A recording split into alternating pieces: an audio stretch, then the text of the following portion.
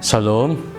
하나님께서 허락하신 오늘 평범해 보일 수 있는 하루도 하나님의 은혜로 특별해지는 줄 믿습니다.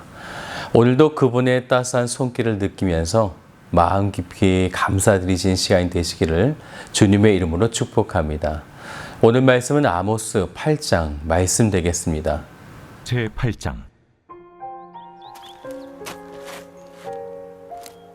주 여호와께서 내게 이와 같이 보이셨느니라.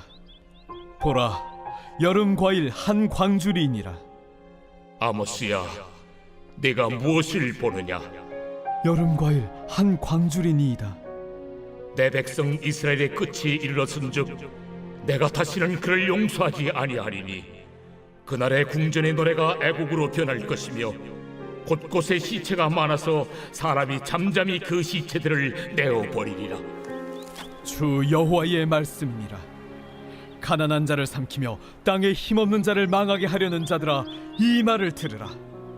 너희가 이르기를 월삭이 언제 지나서 우리가 곡식을 팔며 안식일이 언제 지나서 우리가 밀을 내게 할꼬.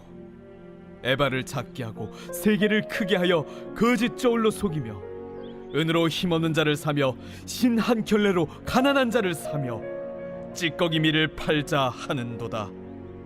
여호와께서 야곱의 영광을 두고 맹세하시되 내가 그대의 모든 행위를 절대로 잊지 아니하리라. 이로 말미암아 땅이 떨지 않겠으며 그 가운데 모든 주민이 애통하지 않겠느냐. 온 땅이 강에 넘침같이 솟아오르며 애국강같이 뛰놀다가 낮아지리라. 주 여호와의 말씀이니라. 그날에 내가 해를 대낮에 지게 하여 백주의 땅을 캄캄하게 하며 너희 절기를 애통으로 너희 모든 노래를 애곡으로 변하게 하며 모든 사람에게 굵은 배로 허리를 동이게 하며 모든 머리를 대머리가 되게 하며 독자의 죽음으로 말미암아 애통하듯 하게 하며 결국은 곤고한 날과 같게 하리라. 주 여호와의 말씀이니라.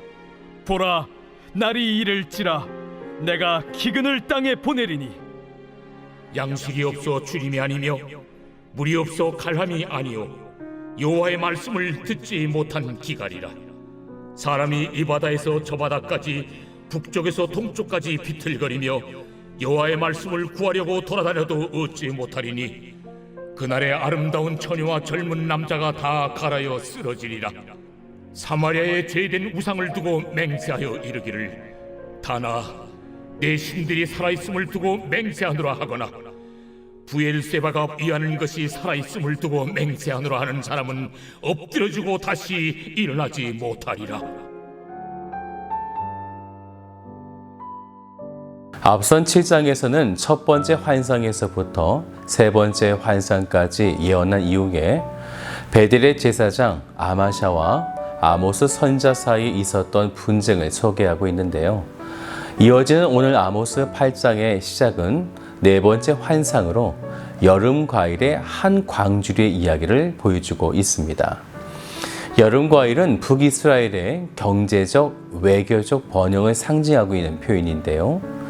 과일이 탐수 없게 무르익은 것처럼 북이스라엘의 죄악이 최고로 무르익었다는 것입니다. 그래서 여름 과일은 팔레스틴 지방에 마지막으로 수확하는 작물이 되어지는데 여기서 마지막, 즉 심판의 임박성을 강조하고 있는 것입니다. 최고의 번영이 최악의 심판을 맞이하고 있는 상황이 된 것이죠. 그 말씀이 2절 말씀인데요. 같이 한번 볼까요? 그가 말씀하시되 아모스야, 내가 무엇을 보느냐? 내가 이르되 여름 과일 한 광주리이다 하매 여호와께서 내게 이르시되 내 백성이 이스라엘의 끝이 이르렀은즉 내가 다시는 그를 용서하지 아니하리니. 첫 번째 환상인 메뚜기 재앙이나 두 번째 환상인 불의 재앙은 그 자체로서 심판의 메시지가 있기 때문에 하나님은 이와 관련돼서 설명하지 않았습니다. 그런데 세 번째 환상이었던 다림줄 환상이나 여름과일 환상은 그 자체로 아모스 선지자가 이해하기 너무나 어려웠기 때문에 하나님은 추가적으로 설명을 베풀고 계신 것입니다. 여기서 끝이라고 하는 단어가 히브리어로 캐치라고 하는데요. 이 단어는 창세기 6장에 노아 시대에 있었던 강포가 가득한 그런 세상을 완전히 심판하신다 하실 때에 끝날이라는 단어가 나오는데 그것이 같은 단어입니다. 똑같이 캐치, 이것은 멸망해서 그 존재가 완전하게 사라지게 될 것이다. 이것을 의미하고 있는 것입니다. 즉 하나님은 다시는 그를 북이스라엘을 용서하지 않으시겠다라는 거죠. 그래서 3절에는 그 심판의 결과를 보여주게 되는데요. 3절을 같이 한번 읽어볼까요? 그날에 궁전의 노래가 애곡으로 변할 것이며 곳곳에 시체가 많아서 사람이 잠잠히 그 시체들을 내어버리리라. 주 여호와의 말씀이니라. 여기서 그날은 여호와의 날이죠.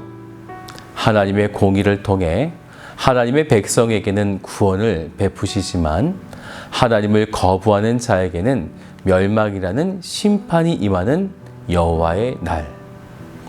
성경 역사를 보면 여호와의 날이 오기까지 사람들은 그 직전까지 전혀 알지 못했다는 거죠. 진정 그날이 도둑같이 임하기 때문에 우리 그리스도인들이 얼마나 깨어 근신해야 하는가, 이것을 우리에게 보여주고 있는 것입니다.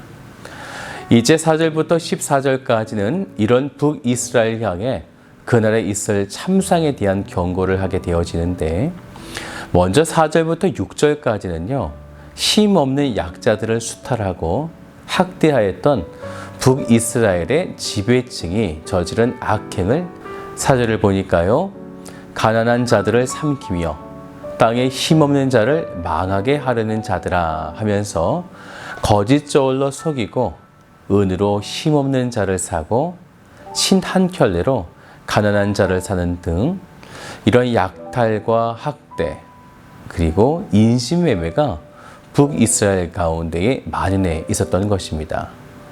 당시 지배층의 이런 가혹한 이런 수탈로 인해서 가난한 자들은 굶주림과 질병에 시달려 죽기도 했었고요.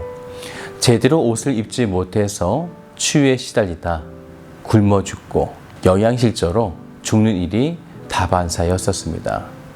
그러면 좀 이상하지 않습니까? 이때가 북이스라엘이 경제적으로 가장 부유할 때다, 이렇게 말씀했는데, 그러면 결국 누구만 배가 부른 것일까요?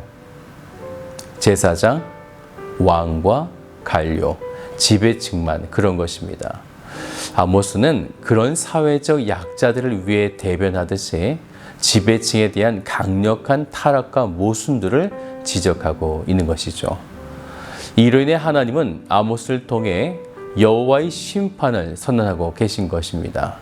그래서 7절을 보니까요, 야곱의 영광을 두고 맹세하시게 되는데, 이 표현은 야곱의 후손들이 하나님의 영광을 가리면서 살아왔기 때문에, 즉 하나님의 영광, 거룩함을 두고 맹세하신다라는 거죠.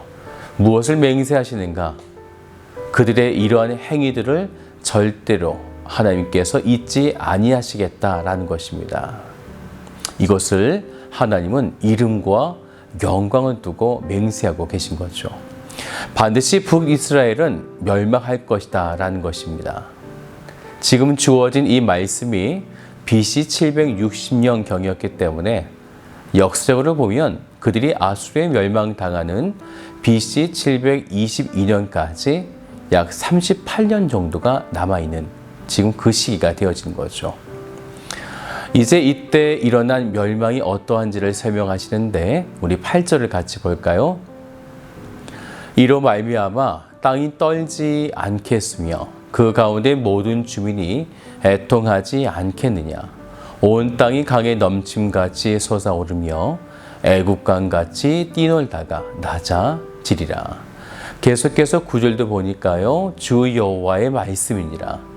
그날에 내가 해를 대낮에 지게 하여 백주의 땅을 캄캄하게 하며, 또한 모든 노래를 애곡으로 변하게 하시고 사람들은 굵은 배로 허리를 동이고 독자의 죽음을 애통하게 된다는 것입니다. 이러한 재앙과 아픔들을 보면 출애굽 때 있었던 10가지의 재앙과 오버랩되지 않습니까? 특히 흑암에 대한 예언은요, 북이스라엘의 완전한 파멸을 묘사하고 있는 것입니다. 그런데 그날이 오면 무엇이 가장 두렵고 공포스러운가? 11절부터는요, 그 부분을 우리에게 말씀하시게 되는데, 여호와의 날에는 양식에 대한 주림도 아니고요, 기근과 물이 없어 가람도 아니라 11절 말씀을 보시면 여호와의 말씀을 듣지 못한 기갈이라 이렇게 말씀하셨다는 거죠. 눈에 보이는 것은 양식이 급할 것입니다. 그리고 물도 급할 것입니다. 그런데 이런 눈에 보여지는 것은 진짜 기근이 아니다라는 것입니다.